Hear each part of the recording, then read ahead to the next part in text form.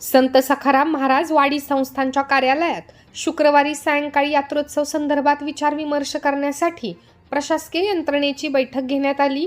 यात्रोत्सव काळात प्रत्येक विभाग आपापली जबाबदारी पार पाडण्यासाठी सज्ज असून यात्रोत्सवासाठी केलेल्या नियोजनाची रूपरेषा यावेळी सादर करण्यात आली। बैठकीस हभप प्रसाद महाराज, उपविभागीय अधिकारी मयूर भंगाळे, तहसीलदार रुपेश कुमार सुराना, पोलीस निरीक्षक दत्तात्रय निकम, अमळनेर नगर परिषदेचे मुख्याधिकारी गणेश शिंदे उपस्थित होते। मुख्याधिकारी गणेश शिंदे यांनी यावेळी नदीपात्र स्वच्छ करून सपाटीकरण करण्यात येणार असून भाविक व यात्रेकरूंना आवश्यक त्या सुविधा उपलब्ध करून दिल्या जातील असे सांगितले। तसेच रथ व पालखी उत्सवादरम्यान रस्त्यांचे डांबरीकरण करण्यात येणार असल्याची माहिती दिली। तर पोलीस निरीक्षक दत्तात्रय निकम यांनी यात्रोत्सव काळात कोणताही अनुचित प्रकार घडू नये यासाठी पोलीस प्रशासन सतर्क राहणार असल्याचे स्पष्ट केले। वाहतूक व्यवस्थेत बदल करत समाधी मार्गाकडून जाणाऱ्या फाफोरे, बहादरपूर, आंबापिंपरी, पारोळा या मार्गावरील एसटी बस सेवा पारोळा हेडावे नाकाकडून वळविण्यात येणार असल्याची माहिती आगार प्रमुख प्रमोद चौधरी यांनी दिली।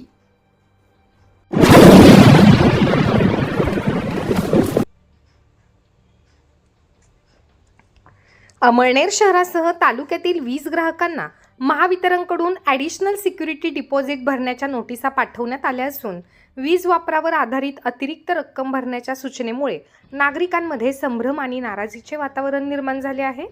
महावितरणकडून पाठवण्यात आलेल्या सूचनेनुसार संबंधित ग्राहकांनी अतिरिक्त सुरक्षा ठेव भरणे आवश्यक आहे। ही रक्कम ग्राहकाच्या वीज वापराच्या आधारे निश्चित केली जाते। वाढता वीज वापर आणि संभाव्य थकबाकीचा धोका लक्षात घेऊनही ठेव मागितली जात असल्याचे स्पष्ट करण्यात आले आहे। दरम्यान महाराष्ट्र वीज नियामक आयोग सप्लाय कोड 2021च्या कलम 13.4 नुसार ग्राहकांना ही रक्कम एक रकमी भरण्याबरोबरच 6 किंवा त्यापेक्षा कमी समान मासिक हप्त्यांमध्ये भरण्याचा पर्याय उपलब्ध करून देण्यात आला आहे। त्यामुळे काही प्रमाणात ग्राहकांना दिलासा मिळण्याची शक्यता आहे। तथापि अचानक आलेल्या या अतिरिक्त आर्थिक भारामुळे सर्वसामान्य नागरिक त्रस्त झाले आहेत। आधीच वीज बिल वाढलेले असताना आता अतिरिक्त ठेव भरणे कठीण झाले आहे, अशी प्रतिक्रिया काही ग्राहकांनी व्यक्त केली। स्थानिक पातळीवर या निर्णयाबाबत अधिक स्पष्टता देण्याची मागणी होत असून महावितरणने जनजागृती करून नागरिकांचा संभ्रम दूर करावा अशी अपेक्षा व्यक्त केली जात आहे। तसेच आर्थिकदृष्ट्या दुर्बल घटकांना सवलत देण्याची मागणीही पुढे येत आहे। दरम्यान वीज वितरण विभागाकडून ग्राहकांना नोटिसा गांभीर्याने घेऊन वेळेत रक्कम भरण्याचे आवाहन करण्यात आले असून अन्यथा पुढील कारवाईचा इशारा देण्यात आला आहे। दरम्यान दरवर्षी एप्रिल महिन्यात ग्राहकांच्या वीज वापरानुसार ॲडिशनल सिक्युरिटी डिपॉझिटचे बिल पाठवले जाते। ही रक्कम ग्राहकांच्या नावावर जमा राहते व थकबाकी झाल्यास त्यातून वजावट केली जाते।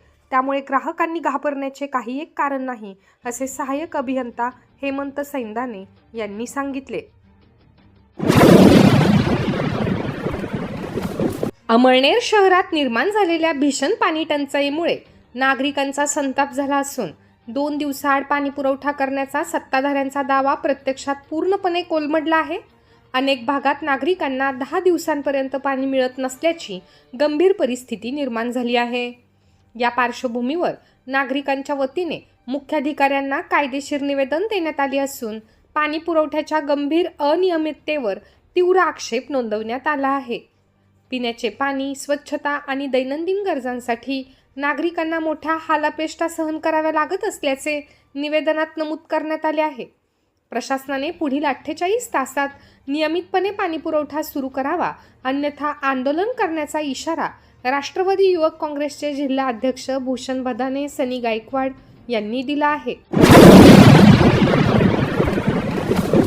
गौ सन्मान आवाहन अभियान अंतर्गत गौ सन्मान रॅलीचे आयोजन रविवार दिनांक 27 एप्रिल रोजी अमळनेर शहरात करण्यात आले आहे। गौ सन्मान आवाहन अभियानतर्फे या रॅलीची जय्यत तयारी सुरू असून शेकडो गोसेवक कामाला लागले आहेत। यासाठी शहर व तालुक्यात आवाहन करणारे फलक झळकले असून सर्व मंडळ, संस्था, मित्रमंडळ, महिला मंडळ आदींना निमंत्रण दिले जात आहे।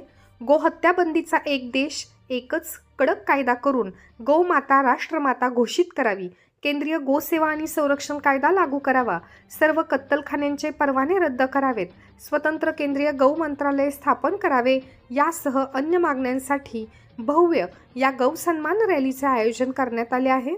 सदर रॅली सोमवारी 27 एप्रिल रोजी सकाळी 10 वाजता संकटमोचन हनुमान मंदिर प्रताप मिल कंपाऊंड येथून निघून तहसील ऑफिस अमळनेरवर पोहोचणार आहे.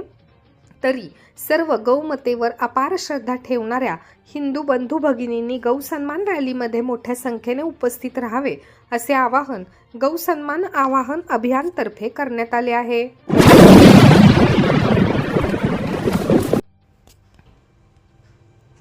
पोलीस असल्याचे सांगत मोटरसायकलस्वारांना मारहाण करत गोळी घालून जीवे मारण्याची धमकी देणाऱ्या दोघा इसमाविरुद्ध गुन्हा दाखल करण्यात आला आहे.